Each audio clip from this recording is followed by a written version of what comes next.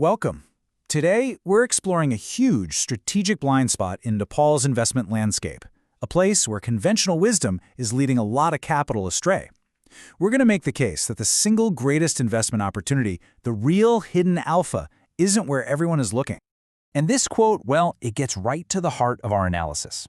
While investors are captivated by the latest trendy tech sectors, we're arguing that the most significant, market-beating returns are being systematically overlooked. They're lost somewhere on the broken journey from the farm to the market. So, let's examine this blind spot more closely. So, what is this strategic blind spot? It all starts with the current investment narrative in Kathmandu. Right now, it is completely dominated by fintech, edtech, and e-commerce. Sound familiar? Yeah, these are all clear echoes of global tech trends. Now, look, these sectors are important, but focusing only on them is a fundamental misreading of Nepal's core economic engine. I mean, think about it. Agriculture accounts for nearly a quarter of the GDP and over 60% of employment. It's not just an industry, it's the foundation. This obsession with consumer apps ignores the real problem, which isn't the final mile of delivery, but the first 100 miles of post-harvest logistics. To really grasp the scale here, we need to talk about what we call the value ceiling, the total potential size of the prize. Let's compare the total addressable market, or TAM, of these competing sectors. The sheer difference in scale is just striking. You see, the market for fintech or edtech, while significant, is ultimately constrained by domestic consumption and disposable income. Agriculture's potential, though, it's tied to powerful national levers that operate on a completely different macroeconomic scale. Take import substitution, for example. That 300 billion rupee figure you see, that's not a sign of weakness. No, it's a direct measure of existing market demand. Every single kilogram of imported produce sold in Nepal is a price point that a domestic producer could capture if only the supply chain wasn't so broken. This is a massive, pre-validated market just waiting to be claimed. And the second lever is exports. Just consider Elam tea. The real value isn't created on the farm. It's captured thousands of miles away. The farmer gets a tiny fraction of the final price because the blending, the branding, the marketing, the real value-add stuff, that all happens abroad. The wealth is literally exported along with the raw goods. The goal for a smart B2B platform is to recapture this lost value, which is a far, far greater prize than a simple transaction fee on a consumer app. So why is this value being lost? Well, the common excuse is always poor roads, but that just masks a deeper, more systemic failure. To really understand it, let's trace the perilous journey of a simple crate of tomatoes.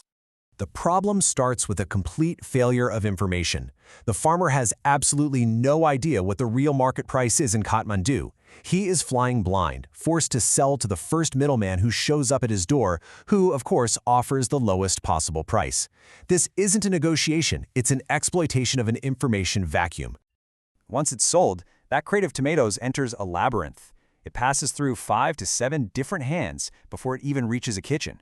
And each of these intermediaries exists not to provide a logistics service, but to perform arbitrage, exploiting the price difference between 2 points. They add immense cost, but create almost no tangible value. And the physical consequence of this information chaos is catastrophic.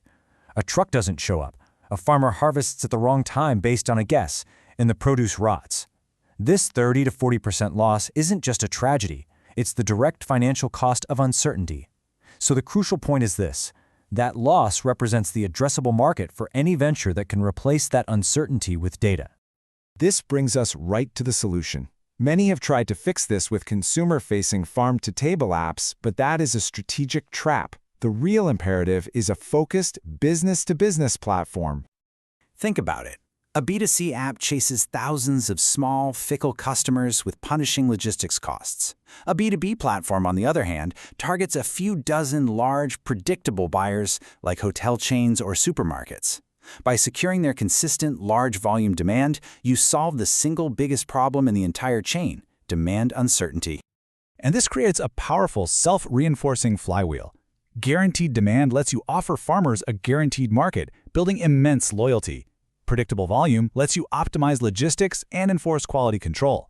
And finally, the data you collect on every single transaction becomes the basis for unlocking financing for farmers, embedding you as an absolutely indispensable partner in their business. This model builds an entirely different kind of competitive advantage. It's a moat made of physical infrastructure and proprietary data. Now, looking ahead, We believe capital is going to split, leading to two very distinct futures for the market.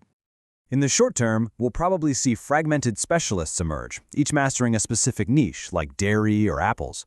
But the bigger long-term prize is the winner-takes-most scenario. That's where a single, well-run platform achieves critical mass and becomes the essential infrastructure for a huge portion of the nation's food supply. Achieving this, however, requires a fundamentally different mindset than the typical startup ethos. This is not about moving fast and breaking things. It's about moving deliberately and building trust. It's a grueling, operations-heavy business that requires just as much on-the-ground grit as it does technological vision. And that brings us to the final verdict. The transformative wealth in Nepali Agrotech won't be made by the flashiest app or the fastest mover. It will be built by patient capital backing the most operationally resilient founders. Because in agriculture, the most profound returns aren't measured in quarters, they're measured in harvests. The real question for investors is, do they have the patience to wait for the harvest?